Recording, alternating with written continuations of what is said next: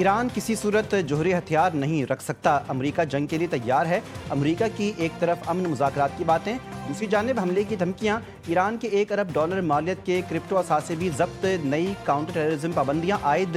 अमरीकी वज़ीर जंग पीट हेक्सेट की सिंगापुर में मीडिया से गुफ्तगू, कहा कि अमरीका हर मुमकिन सूरत हाल से निपटने के लिए मुकम्मल तौर पर तैयार है। ईरान बखूबी जानता है कि मुआहदे तक पहुँचने के लिए उसे क्या इक़दाम करना होंगे। ईरान से मुताल्लिक़ अमरीकी अहदाफ में कोई तब्दीली नहीं आई और जो भी मुआहदा होगा वो एक अच्छा और मौसर मुआहदा होगा। अमरीका चाहता है कि आबना हुर्मज़ बगैर किसी रुकावट या इजाफी महसूलात के खुला रहे और ईरान को आबना हुर्मज़ को पहले की तरह बहरी आमदरफ्त के लिए खोलना होगा। पीट हेक्सेट ने पाकिस्तान को अमरीका का मुखलिस दोस्त करार दिया, कहा कि वज़ीर-ए-आज़म और फील्ड मार्शल अमन मुज़ाकरात और इलाक़ाई इस्तेहकाम के लिए अहम किरदार अदा कर रहे हैं। अमरीकी वज़ीर ख़ज़ाना स्कॉट बेसेंट कहते हैं कि पहली बार ईरान जौहरी मौजू पर बात करने पर आमादा हुआ है। ईरान की मदद करने पर ओमान के खिलाफ पाबंदियाँ लगाने का ऐलान। कतर ने आबना हुर्मज़ से गुजरने वाले बहरी जहाज़ों से आर्जी टोल टैक्स वसूली को जायज़ करार दे दिया। कतर ने आर्जी टोल टैक्स वसूली को जायज़ तो करार दिया, ताहम मुस्तकिल बुनियादों पर इस टैक्स को मुस्तरद कर दिया।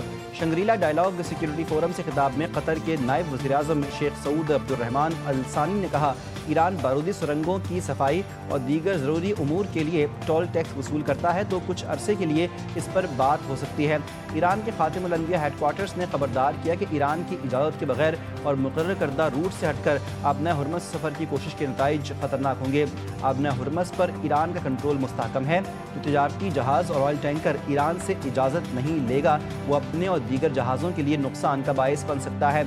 आबना हुर्मज़ के इंतज़ाम में मुदाखलत या खलल डालने की कोशिश करने वाले फ़ौजी बहरी जहाज़ को मुसल्लह अफ़वाज निशाना बनाएंगी।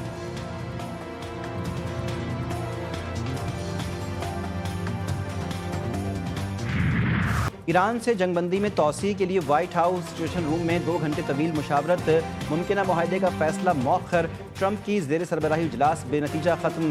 ट्रंप का आबना हुर्मज़ की नाकाबंदी ख़त्म करने का ऐलान, कहते हैं कि ईरान रास्ते खोले ताकि फंसे तिजारती जहाज़ घर जा सकें। ईरानी न्यूक्लियर डस्ट तकरीबन मुनहदिम पहाड़ों के नीचे गहराई में दफन है, जिसे अमरीका निकालेगा। ट्रंप तीसरी बार सिफारतकारी को धोखा दे रहे हैं। ट्रंप ने तीसरी मरतबा मुज़ाकराती अमल से इन्हिराफ करते हुए ये साबित कर दिया कि वो हकीकी मायनों में सिफारतकारी पर यकीन नहीं रखते। ईरानी सुप्रीम लीडर के मुशीर मोहसिन रिज़ाई ट्रंप पर बरस पड़े। सोशल मीडिया पर अपने एक बयान में कहा कि बदस्तूर बहरी नाकाबंदी और मुज़ाकरात में ज़रूरत से ज़्यादा मुतालिबात ने एक बार फिर साबित कर दिया कि अमरीका मुज़ाकरात के लिए संजीदा नहीं, वो दीगर मकासद का हुसूल चाहता है। मोहसिन रिज़ाई ने वाज़ेह किया, ईरान आबना हुर्मज़ और बहरी रास्तों से मुताल्लिक़ दबाव कबूल नहीं करेगा और अगर मुज़ाकरात के ज़रिए मसाइल हल ना हुए तो ईरान अपने मफादात के तहफ़्फ़ुज़ के लिए दीगर रास्ते इख्तियार करने का हक़ महफूज रखता है।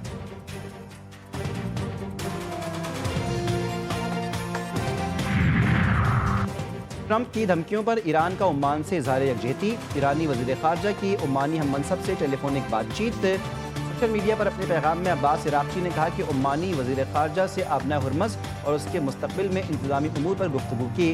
हम तमाम हमसाय मुल्कों के साथ मुशावरत का खैर मक़दम करते हैं।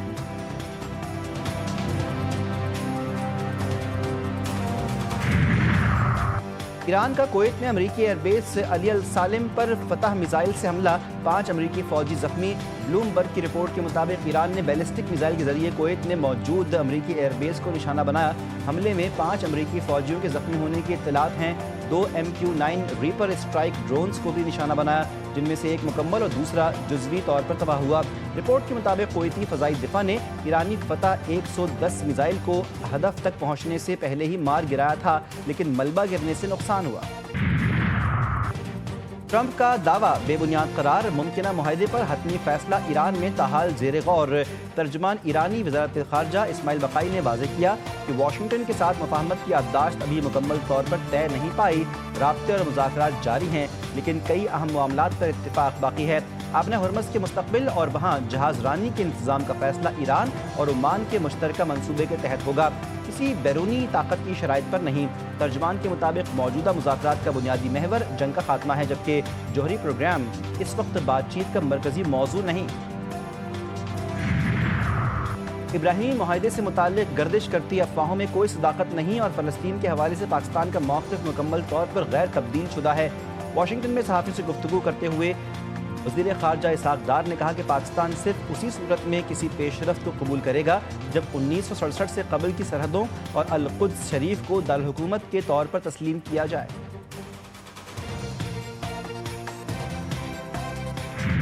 پیٹرول کی قیمت 250 روپے پر لا کر 3 سال کے لیے منجمد کی جائے، امیر جماعت اسلامی کا مطالبہ۔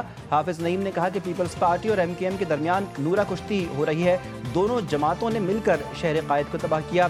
کرپشن اور لوٹ مار کا نام پیپلز پارٹی اور ایم کیو ایم ہے، بی آئی ایس پی میں نام بے نظیر کا، کام بے ضمیروں کا ہے۔ آئندہ مالی سال میں کیا مہنگا ہوگا، کیا سستا، کس شعبے کو ملے گا ریلیف اور کس پر پڑے گا مزید بوجھ؟ وفاقی حکومت کا 5 جون کو آئندہ مالی سال کا بجٹ پیش کرے گی۔ صدر مملکت نے 5 جون کو سینٹ اور قومی اسمبلی اجلاس طلب کر لیے۔ قومی اسمبلی کا اجلاس 5 جون کی شام 5 بجے اور سینٹ اجلاس شام 6 بجے ہوگا۔ وفاقی کابینہ کا اجلاس بھی 5 جون کو ہوگا جس میں بجٹ کی منظوری دی جائے گی۔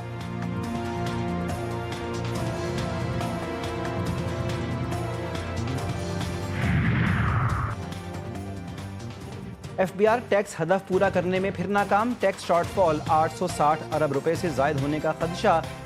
مئی میں ٹیکس وصولی کا ہدف 1150 ارب روپے تھا، تاہم ایف بی آر اب تک 965 ارب روپے ہی ٹیکس جمع کر پایا۔ ایف بی آر کو رواں ماہ محصولات میں 185 سے 190 ارب روپے کمی کا سامنا ہے۔ ایف بی آر کے مطابق مالی سال کے پہلے 10 ماہ میں 683 ارب روپے کا شارٹ فال ہوا تھا۔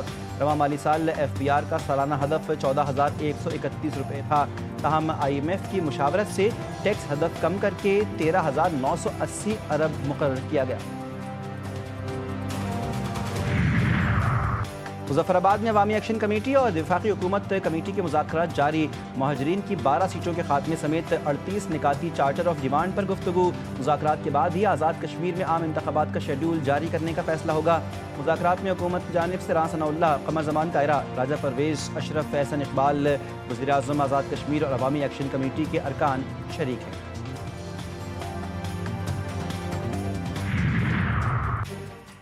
گلگت بلتستان میں انتخابی سرگرمیاں عروج پر، پیپلز پارٹی کے 23، مسلم لیگ نون کے 22، اسلامی تحریک کے 10 جبکہ مجلس وحدت مسلمین کے 7 امیدوار میدان میں۔ جی بی اسمبلی کے 24 حلقوں میں انتخابات کے لیے پولنگ 7 جون کو ہوگی۔ 9,58,480 ووٹرز حق رائے دہی استعمال کریں گے۔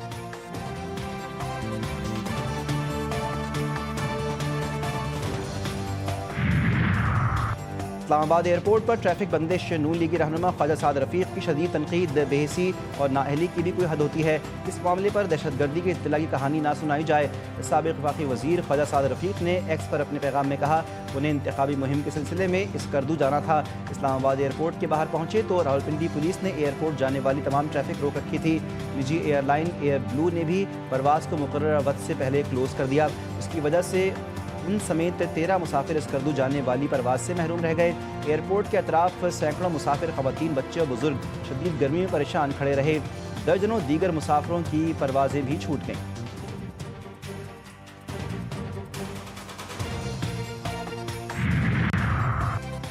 سرکاری حج اسکیم کے 1,19,000 حاجیوں کی وطن واپسی کے انتظامات مکمل، بعد از حج آپریشن آج سے شروع ہوگا۔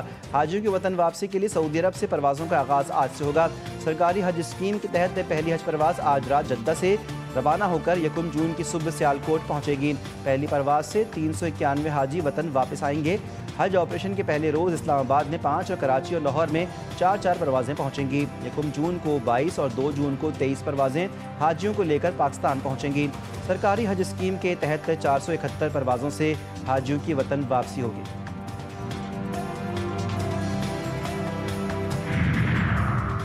عید قرباں ختم، لیکن قربانی کے جانوروں کی آلائشیں جگہ جگہ باقی، شہر قائد کی انتظامیہ کے صفائی کے دعوے دھرے کے دھرے۔ کراچی میں عید کے چوتھے روز بھی جگہ جگہ گندگی کے ڈھیر، سولجر بازار سمیت شہر کی کئی علاقوں کی سڑکوں اور گلیوں میں آلائشیں پڑی ہیں، تعفن سے راہگیروں علاقہ مکینوں کا سانس لینا بھی دشوار۔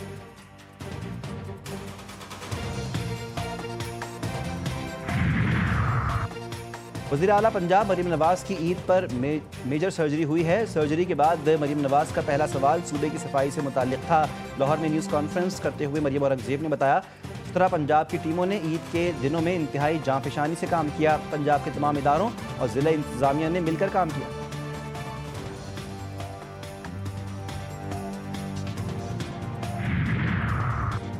بجلی کا بریک ڈاؤن، کراچی کے بڑے حصے کو پانی کی فراہمی بند، پہلے ہی شہر کے بیشتر علاقے پانی سے محروم ہیں۔ دھابیجی پمپنگ اسٹیشن پر بجلی بریک ڈاؤن کے بعد کراچی کے باقی حصے کو بھی پانی کی فراہمی بند ہو گئی۔ واٹر کارپوریشن کے مطابق مرمت کے لیے جبری شٹ ڈاؤن کیا گیا، جس سے پمپنگ اسٹیشن کے 21 میں سے 10 پمپنگ یونٹس بند ہو گئے۔ اس سے قبل واٹر کارپوریشن عید پر بھی صارفین کو پانی کی فراہمی میں ناکام رہی۔ شہر کے بیشتر علاقوں میں گزشتہ 10 روز سے پانی کی فراہمی بند ہے۔ شہریوں کو عید کے دنوں میں بھی مہنگے واٹر ٹینکر خریدنے پڑے۔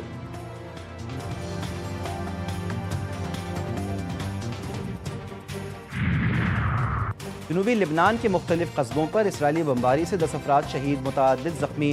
اسرائیلی جنگی طیاروں نے مختلف علاقوں پر 15 فضائی حملے کیے، توپ خانے سے شدید گولہ باری بھی کی گئی۔ اسرائیلی فوج نے زمینی آپریشن کے دوران دریائے لیتانی عبور کر لیا۔ مزید 4 دیہاتوں سے انخلاء کے احکامات جاری کر دیے گئے۔ حزب اللہ نے اسرائیلی فوجیوں پر گھات لگا کر حملے کیے۔ غزہ میں جنگ بندی معاہدہ خطرے میں پڑ گیا، امریکہ اور ضامن ممالک معاہدے پر عمل درآمد کے لیے فوری اقدامات کریں۔ حماس کے ترجمان حازم قاسم نے بتایا، گزشتہ 48 گھنٹوں میں اسرائیلی فضائی حملوں میں 20 فلسطینی شہید ہوئے۔ غزہ پیس کاؤنسل میں شامل ممالک سے مطالبہ کیا گیا کہ وہ جنگ بندی معاہدے کے خلاف اسرائیل کی دھمکیوں اور مسلسل خلاف ورزیوں پر اپنا واضح اور دو ٹوک موقف دنیا کے سامنے پیش کریں۔ پنجاب کے مختلف شہروں میں آندھی کے ساتھ موسلا دھار بارش، کہیں کہیں ژالہ باری۔ لاہور میں ابر کرم جم کر برس پڑا، آندھی اور تیز ہواؤں کے ساتھ موسلا دھار بارش۔ شہر کے بعض علاقوں میں ژالہ باری، 100 سے زائد فیڈر ٹرپ کر گئے۔ بجلی کا نظام درہم برہم۔ واسا کے مطابق لاہور کے نشتر ٹاؤن میں 48.5، ایئرپورٹ پر 40، جوہر ٹاؤن میں 37.5 ملی میٹر بارش ریکارڈ کی گئی۔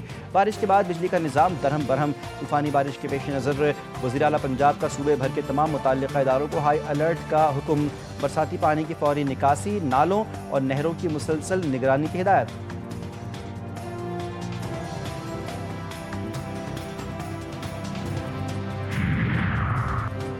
سندھ میں شدید گرمی کی لہر، سورج آگ ببولا، کئی شہروں میں درجہ حرارت 45 ڈگری سے بڑھ گیا۔ ہیٹ اسٹروک کے خدشات، تپتی دھوپ میں شہریوں کا گھروں سے نکلنا مشکل ہو گیا۔ بجلی کی لوڈ شیڈنگ کے باعث گھروں میں رہنا بھی محال ہو گیا۔ شہریوں کے ٹھنڈے مشروبات کے ذریعے اوسان بحال رکھنے کی کوششیں۔ کراچی میں سورج شہریوں پر آگ برساتا رہا، پارہ 37 سے 39 ڈگری سینٹی گریڈ ریکارڈ ہوا۔ ہوا میں نمی کا تناسب 65% ہونے کی وجہ سے ہیٹ انڈیکس 48 ڈگری رہا۔